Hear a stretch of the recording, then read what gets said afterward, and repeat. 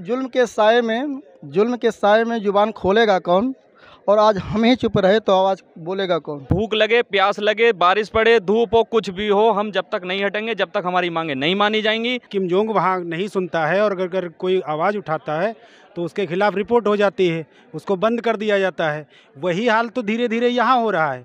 Jail भरो आंदोलन अगर उससे भी नहीं होगा तो आत्मदाह तक भी जा सकते हैं। अपने सेवाएं तो ले लिया, लेकिन हम लोगों का जो रोजी रोजगार है आपने उस पर लात मारने का काम किया। कंपनी हमारा शोषण करती आई है लगातार। तो हम लोग जब गुंडा मवाली हैं ही, तो केवल हमारे ही ऊपर केवल FIR क्यों की जाए? हमारे बच्चों के ऊपर FIR करो, क्योंकि हमारे पीछे हमारे बच्चे, हमारा परिवार है, वो भी तो बेरोजगार होंगे। बंद करो, बंद करो, अभी करो, अर्जेंट करो, हमको परमानेंट करो, अभी करो, अर्जेंट करो, हमको परमानेंट करो। नमस्कार, आप देख रहे हैं खबर प्याली और मैं हूं श्रुति श्रीवास्तव।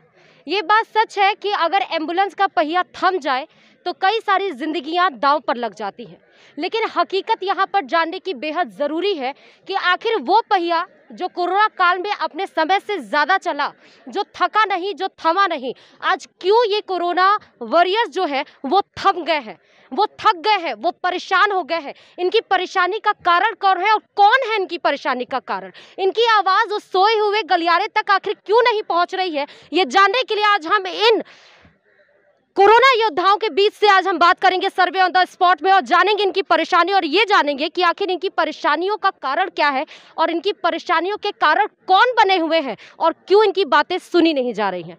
क्यों बातें नहीं सुनी जा रही हैं, क्या परेशानी है, क्यों आप यहाँ पे धरना प्रदर्शन कर रहे हैं? पिछले 3 दिन से आपने चक्का जाम करने की आप सोच के हैं। उन मरीजों के बारे में जिसमें आप अपने परिवार वालों के बारे में नहीं सोचा, अपनी जान के बारे में नहीं सोचा, जहां कोरोना वॉरियर्स के रूप में आपने दिन रात मेहनत की, अपने समय से ज़्यादा टाइम दिया, आज आप उन मरीजों के बारे में सोच नहीं रहे। क्या ऐसा हो गया?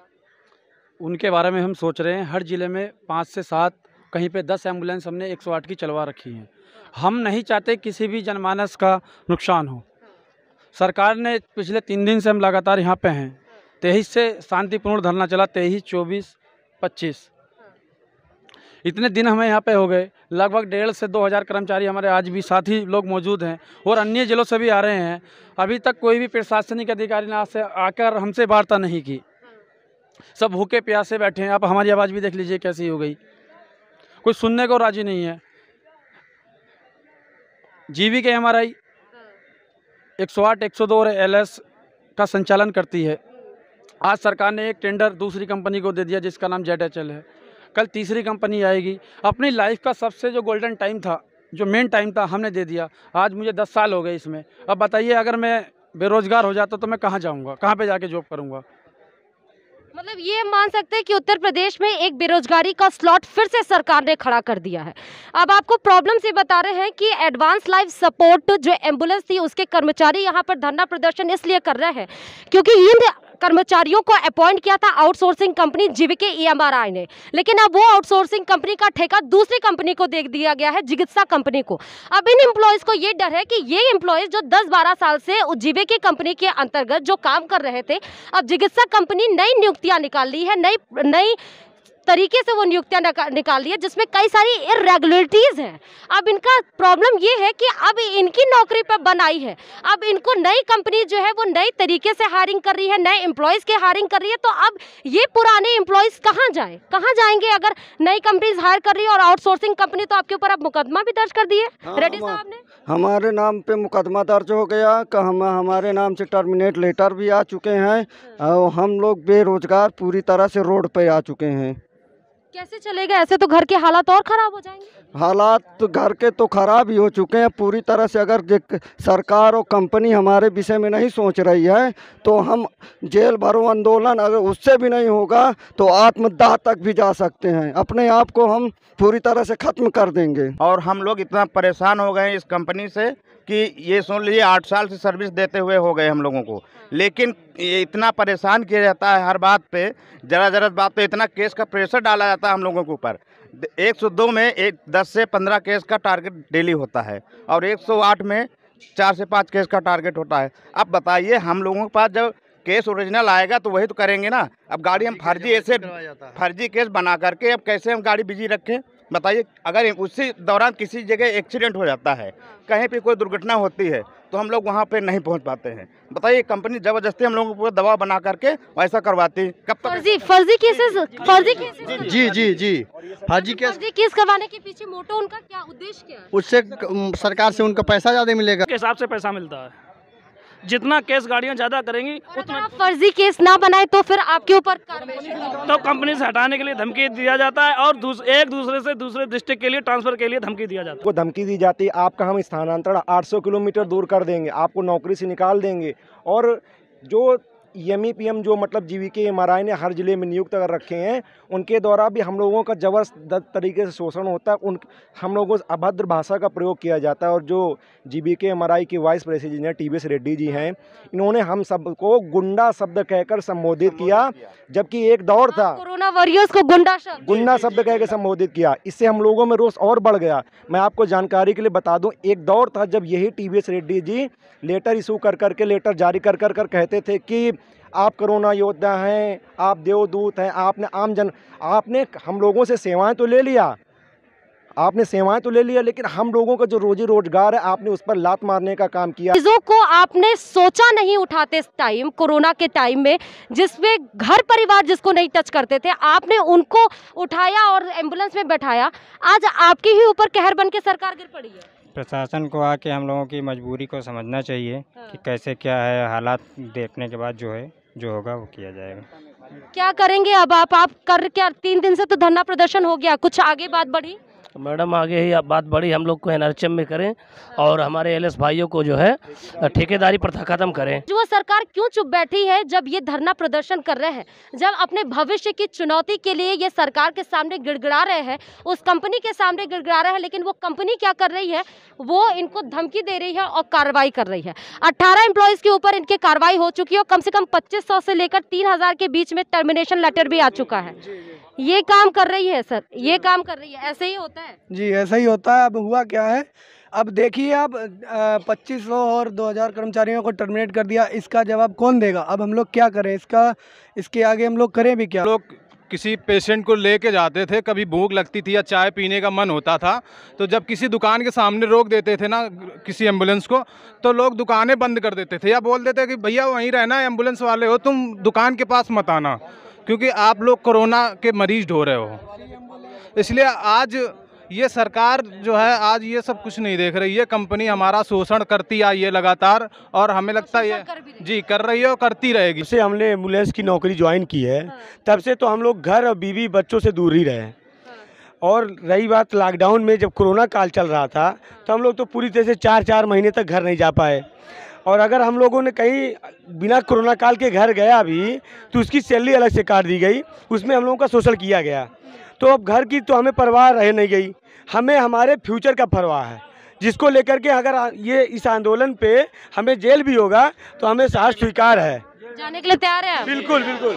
कल हम लोग 22,000 कर्मचारी यहीं पर इकट्ठा होंगे और आत्मदाह करेंगे यदि सरकार हमारी मांगे नहीं सुनती है, हमको बेरोजगार करती है, तो हम लोग यहीं इको गार्डन में आत्मदाह करेंगे। अब ये देखिए, देश और प्रदेश की हालत ये हो चुकी है, ये सिर्फ यहाँ पर एम्बुलेंस कर्मचारियों की बात नहीं है। प्रदेश की तस्वीर, उत्तर प्रदेश की तस्वीर इस तरह हो चुकी है, चाहे शिक्षक हो, चाहे वो एम्बुलेंस कर्मचारी हो, चाहे वो दरोगा भर्ती वाले हो, चाहे वो एनएचएम वाले हो, हर एक वर्ग परेशान है इस सरकार में, हर एक वर्ग। यही सोचते थे कि योगी राज बहुत अच्छा होगा, बाबा जी आए हैं बहुत अच्छा काम करेंगे। हम लोग खुद जो है बहुत मेहनत किए थे, पूरा सपोर्ट किए थे, लेकिन आज जब हम लोग को ऐसा, कल से जब हम लोग को टर्मिनेट कर दिया गया, हमारे पदाधिकारी के ऊपर FIR हो गया, तब से हमको बहुत अपने ऐसा लग रहा है कि हम अफसोस हो रहा है कि हम लोग ने क्या निर्णय लिया था उस समय। मानक है सैलरी के हम लोग पायलटों के हैं 12,200 और EMT के हैं 12,700। इसलिए कोई फिक्स नहीं है, जिसका जैसी मर्जी आती है वैसे दिया जाता है, ना कोई समय है ना सैलरी फिक्स है। 4 घंटे ओवर टाइम हमसे लिया जाता है, उसका भी कोई पैसा नहीं दिया जाता है। अब जो होगा वो आर पार होगा, अब कोई पीछे नहीं हटेगा। मैम हम लोगों को ठेका प्रथा से मुक्त किया जाए, NRHM में विलय किया जाए। मैम अब 12,000 में क्या होने वाला हम लोग का, सोचिए आप, महंगाई इतनी बढ़ गई है, ठीक। अभी हमारे लिए माता जी हमारी बीमार है घर में, उनका इलाज चलता है, ठीक 5,000 रुपये मैं उनके इलाज में खर्च कर देता हूँ। बचा क्या फिर? बचा क्या, उसमें अपने बच्चों की पढ़ाई में देखूँ, अपना खर्च पर्सनल देखूँ, क्या करूँ मैं। बस्ती में पुलिस प्रशासन बल प्रयोग करके सारे कर्मचारियों को उठाकर जेल भरो आंदोलन का जेल में भरा जा रहा है। सभी सारे लोगों को शहर से लोग स्वीकार कर रहे हैं, जेल में जा भी रहे हैं लोग, और सारी गाड़ियां खड़ी करके पूरे प्रदेश में पूरे 20,000 की जनसंख्या जितनी भी हमारी है सारे लोग लखनऊ में आकर के कूच करेंगे। मैडम, हम लोग अपनी हिम्मत हारने वाले नहीं हैं। हमें कहना चाहते हैं कि बचपन में खिलौने, जवानी में जोश, बुढ़ापे में आदमी का तन साथ देता है, और हिम्मत के हौसले अगर हिम्मत के हथियार अगर हाथ से छूटे तो ना तन साथ देता है ना मन साथ देता है। इसलिए हम लोग मैडम अब जो है जेल भरो आंदोलन करेंगे। और हम लोग पीछे दुखी क्यों है? हम आपके साथ है, पूरा आवाम आपके साथ है, लोग आपके साथ जुड़े हैं। जी क्या हुआ? मैडम, जुल्म के साए में जुबान खोलेगा कौन, और आज हम ही चुप रहे तो आवाज़ बोलेगा कौन। तो इसलिए मैडम हम लोग पीछे हटने वाले नहीं हैं। दुख इस बात का है कि हम लोग को न्याय नहीं मिल रहा है। 5 दिन से हम लोग भूखे प्यासे इस बरसात में पड़े रहते हैं। धूप पड़ रही है, लेकिन कोई यहाँ नहीं, कोई बैठने की व्यवस्था नहीं है, किसी भी तरह का कुछ नहीं है। लेकिन 5 दिन से यहाँ लोग बाग इसी तरह से डटे पड़े हैं। अब भूख लगे, प्यास लगे, बारिश पड़े, धूप हो, कुछ भी हो, हम जब तक नहीं हटेंगे, जब तक हमारी मांगें नहीं मानी जाएंगी, हमें कुछ ना कुछ जब तक आश्वासन पूर्ण रूप से नहीं मिलेगा, हम यही धरना हमारा प्रथा चलता रहेगा। ये वही लोग हैं जिनको आपने कम से कम 2020 से, जब से कोरोना का काल शुरू हुआ है, इनको आपने पीपी किट में देखा है। तब हम टीवी के सामने, रेडियो में, न्यूज़पेपर में सिर्फ अपने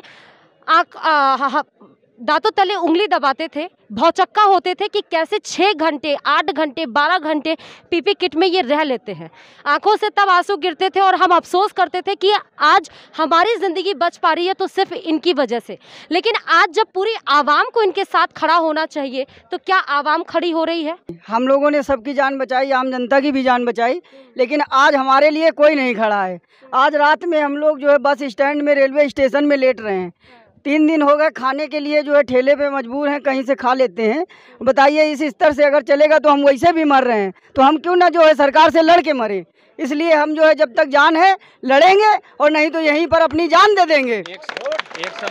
एक समय वो था जब कोरोना काल में गाड़ियां चलती थी 12-12 घंटे, 36-36 घंटे लगातार चलती थी, पीपीई किट पहन के, हमें चक्कर आते थे जब चलाते थे हम। आज वो समय आ गया है कि हमें यहाँ लड़ना पड़ रहा है अपने हक के लिए। अपने भविष्य को बचाने के लड़ाई लड़ रहे हैं, और इस पर हम लोग अब कड़ा आंदोलन किया जाएगा इसके लिए। और आगे हमारे लोगों का कदम है कि अगर सरकार, जिला प्रशासन अगर चाबियां जमा करवा रही है, तो हम लोग फिर अब 19,000 कर्मचारी आकर के लखनऊ में कड़ा विरोध प्रदर्शन करेंगे। के MRI का शीर्ष नेतृत्व तो हम लोगों को गुंडा, मवाली और पता नहीं कैसे कैसे शब्दों का प्रयोग कर चुका है, हम लोगों के लिए संबोधन कर चुका है। तो हम लोग जब गुंडा मवाली हैं ही, तो केवल हमारे ही ऊपर केवल FIR क्यों की जाए, हमारे बच्चों के ऊपर FIR करो, क्योंकि हमारे पीछे हमारे बच्चे, हमारा परिवार है, वो भी तो बेरोजगार होंगे, वो भी तो मर जाएंगे। अगर हम मर रहे हैं तो वो भी तो मरेंगे। कोई सवाल नहीं है मेरे पास, सवाल सब खत्म हो गए इस वजह से क्योंकि आपकी स्थिति ही बयां कर रही है।